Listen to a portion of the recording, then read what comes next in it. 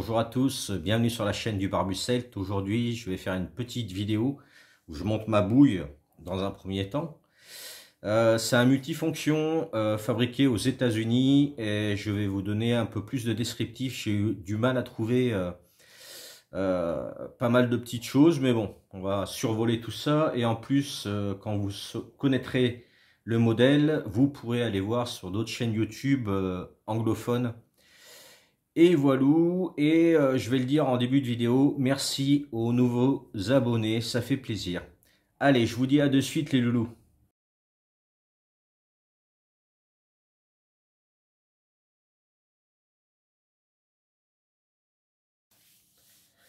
Donc nous revoilà. Le petit couteau que je vais présenter aujourd'hui, juste une petite revue, hein, comme d'hab, sans prise de tête.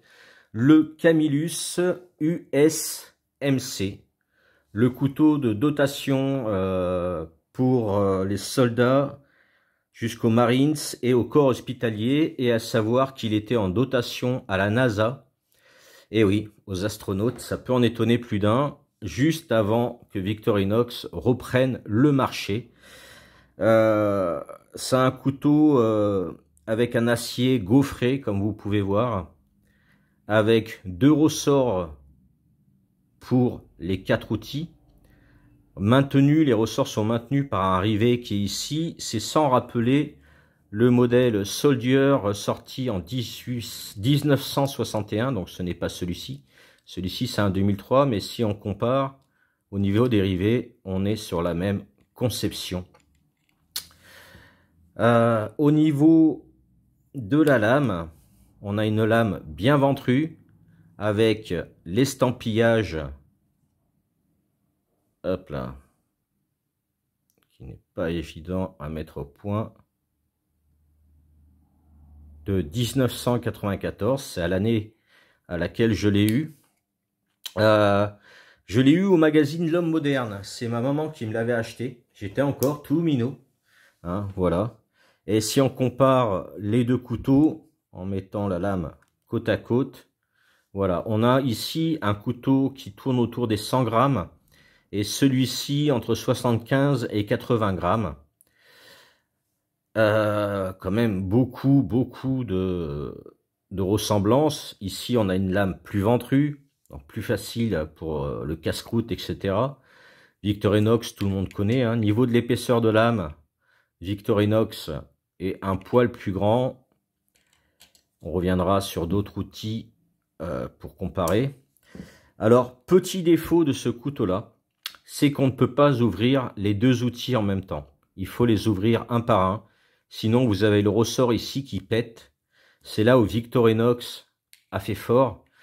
C'est que son concept était le double ressort, mais avec une fermeté et une résistance. C'est ce qui a valu la réputation des Victorinox, que ce soit Soldier, officier suisse ou autre. Le secret de Victorinox, c'est le multifonction avec un ressort qui ne pète pas. J'ai vu une ou deux vidéos où on voit bien ici la rupture par rapport à l'outil qui est là. Donc je ne vais pas tenter de forcer sur le ressort. Effectivement, en fait, comme vous pouvez voir, ça lève ici le ressort. Donc ici, on a un poinçon alésoir qui est bien affûté. Il n'a rien à envier à Victorinox. Ici, on pourrait en faire un petit tournevis, mais je pense que c'était juste pour... par rapport à la forme qu'ils ont décidé de faire. Si on compare encore une fois au Victorinox, on n'a pas une si grande différence que ça. Ici, on a un léger rebord, ici, il est un peu plus large. Et sinon, on a un bon tranchant pour les deux. Et donc, le deuxième outil, en fait, il ressemble énormément. Alors, qui a copié l'autre? On n'en sait rien. Il a un ouvre-boîte. Alors, il n'est pas tranchant. C'est le Can Opener. Il n'est pas tranchant, mais je pense qu'il est très efficace. J'en connais qui ouvrent leur conserve au couteau. Au bout du compte, ici, on a une pointe et on vient crocheter comme ça. Alors que chez Victorinox, en fait, il se rapproche plus du Wenger, celui-là, que du Victorinox. ici, on a un tournevis 3 mm en supplément. À savoir que ce modèle-là que j'ai moi de 2003, c'est une des versions. Là, j'ai un modèle de 65, ici estampillé par la croix pour dire qu'il était conforme. Et il claque bien encore celui-là, hein. Avec ici, on a de quoi dégainer un câble. Alors pourquoi? Ben, tout simplement pour brancher les fils explosifs sans avoir utilisé Serratiche. Il est vachement robuste celui-là. Et donc, avec la lame qui a bien vécu, si on compare avec mon modèle, hop là, modèle 92, là c'est mon coutelier qui m'avait refait la lame, donc elle est top. Et donc, on a quand même une taille différente. Donc, hop là. Et nous avons en dernier outil le tournevis plat qui, je pense, servait également pour les fusils. L'ouvre-boîte. On a quelque chose de robuste. On peut faire des petits leviers sur les peintures, boîtes de peinture. Même si on peut faire ça avec un vrai tournevis, hein, tout simplement. Et donc là, c'est mon modèle. Voilà, celui-là, on peut l'ouvrir les deux en même temps. 92, comme vous pouvez voir, on a aussi le ressort qui se lève. Mais l'avantage, c'est que la tension est moindre. Et donc, on a toujours le dénudeur de câble. Je crois que c'est vers 93-94 qu'ils ont arrêté de faire un tournevis non miroir, enfin, voilà, avec vraiment un bon dénudeur de câble, ça j'en ai parlé. Et donc, comme vous pouvez voir, c'est un couteau vraiment extra. Je me suis renseigné dessus. Donc, la fin de production date de 2007 pour celui-là. On le trouve encore hein, sur eBay. On a l'année sur la soie du couteau, fabrication. Donc, US. Voilà, c'est vraiment fabriqué aux US. Ce que je ne savais pas, je pensais que c'était une chouinoiserie. Mais on a des marques qui ont copié ce couteau, Marbles et d'autres. Moi, je le trouve très agréable. On a ici la bélière. Alors moi, je l'ai enlevé. C'est encore, ça va, elle est assez rigide. Mais si jamais on avait la bélière comme ça par mégarde, donc j'ai mis un petit peu de paracorde, hein, ça enlève un petit peu d'authenticité, sauf que la paracorde, je peux l'enlever. Et c'était au cas où je n'ai pas remis la bélière en place, que ça ne fracasse pas la lame. Voilà, ça je peux l'enlever quand je veux.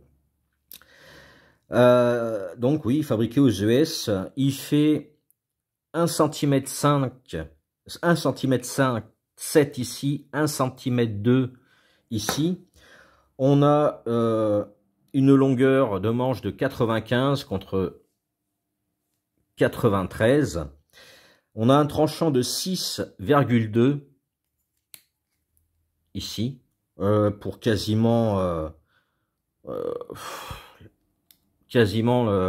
la même longueur hein, de lame. Et on a une hauteur de 2,5 cm là, alors qu'ici, comme vous pouvez voir, c'est plat.